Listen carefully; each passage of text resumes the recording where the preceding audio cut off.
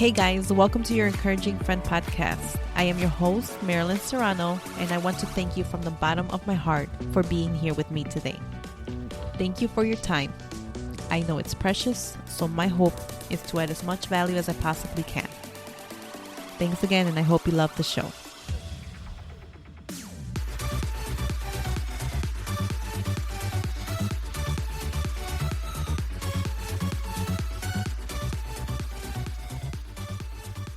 Have you ever had a gut feeling that you are meant for more? You know, there's so much more you can do, so much more you can have, and so much more you can be, but you just don't believe. If so, I would love to encourage you today.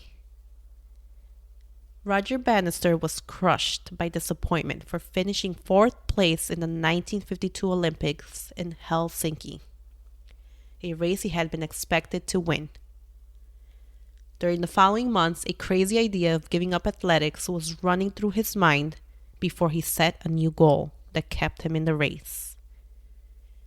Up until 1954, it was thought to be impossible that anyone could run a 4-mile quicker than 4 minutes.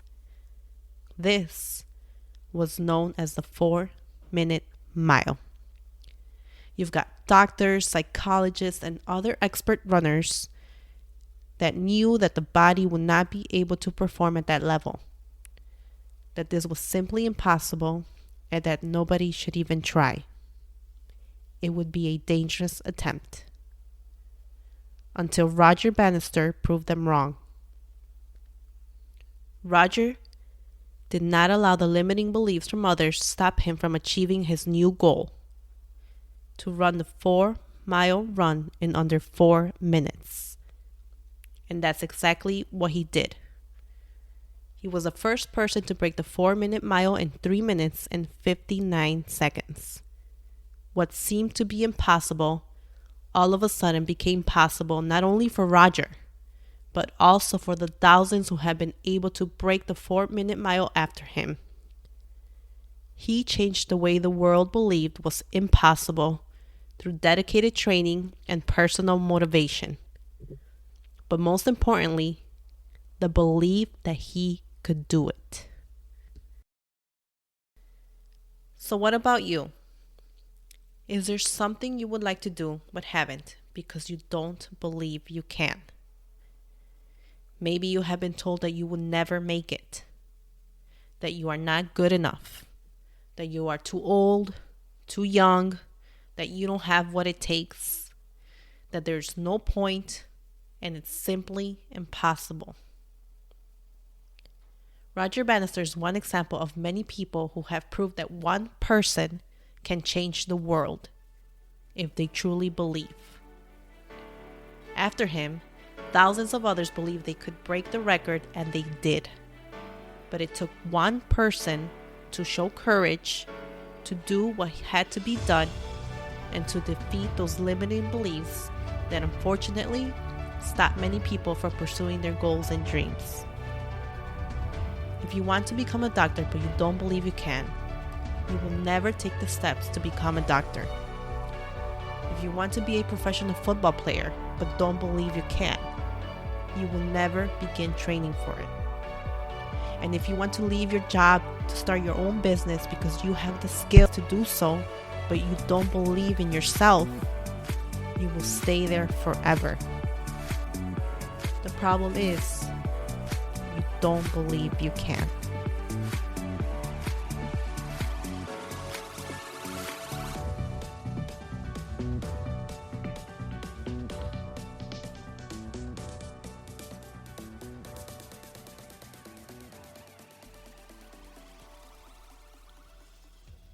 So how do you do it? How do you grow and develop the power of belief? One way is through OPE, other people's experiences. Guys, learning from other people's experiences can be a helpful way to get you inspired by knowing that if others can do it, so can you. Just like Roger Bannister. Who is someone that you look up to? Who is someone that is where you wish to be? I encourage you to learn from them, to study them. Grow the belief that if they were able to do it, so can you. Because you can.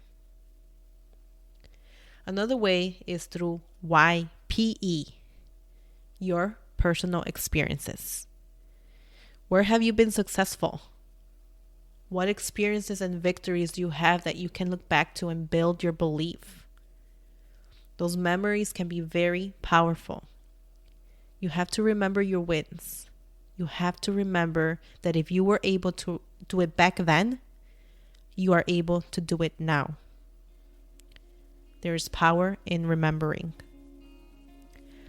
I want to encourage you today to develop the power of belief, to think success, and focus on what you want more of, not on what you want less of. Think of your past victories, and when someone doubts what you can do and what you can become, or you begin to doubt yourself, think of Roger Bannister's story. Because anything is possible when you believe. Now, I would like to quickly read something to you guys that is very powerful from one of my favorite speakers and author who's no longer alive, Jim Rohn. I have some questions I want you to ponder. The first is, why should you try? Children often ask why questions, and this is an important why question. I mean, why get up early? Why work so hard? Why read that many books? Why make that many friends? Why go that far? Why earn that much? Why give that much away? The best answer to the why should you try question is another question. Why not? What else are you going to do with your life? Why not see how far you can go? Why not see how much you can earn or read or share? Why not see what you can become or how much you can grow? Why not? After all, you'll be here until you go. Why not stay here in style? The third question goes a bit further.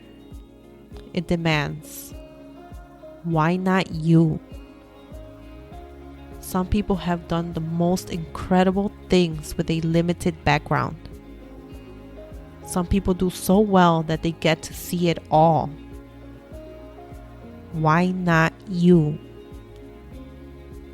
Why not you watching the morning mist over the Hebrides Islands of Scotland? Why not you soaking up history in the Tower of London or exploring the dark mysteries of Spain? Why not you having lunch in one of those charming cafes overlooking the famous Champs-Élysées in Paris? Why not you? There's nothing like a stroll through the Hall of Mirrors at the Palace of Versailles, or gazing at the Mona Lisa in the Louvre. Why not you sailing a schooner in the Caribbean? Do you know where the most exquisite seashells are in Miami? I can show you. Why not you shopping on Fifth Avenue in New York City, staying at the Waldorf or the Plaza, having sliced roast goose on a bed of apple strudel at Luchot's? Why not you drinking in the Arizona sunset? Why not you enjoying all that life has to offer, knowing that it is your reward for discipline and consistent effort? Why not you? And now, my friend, here's my last question to you. Why not now? Why postpone a better future when so much that is wondrous awaits your command? Get at it today. Get some new books. Make your detailed goal plan. Take a millionaire out to lunch. Find new ways to increase your productivity. Develop a lifestyle of generosity and love. Make a new effort to believe in yourself and get moving. Finally, ask for God's help. Yes, I believe our future success is up to us, but I also know that we all need spiritual sustenance, especially when our resolve weakens as we face adversity. You and I have been given gifts of life, but it's up to us to decide if we're going to use God's laws to create and to prosper.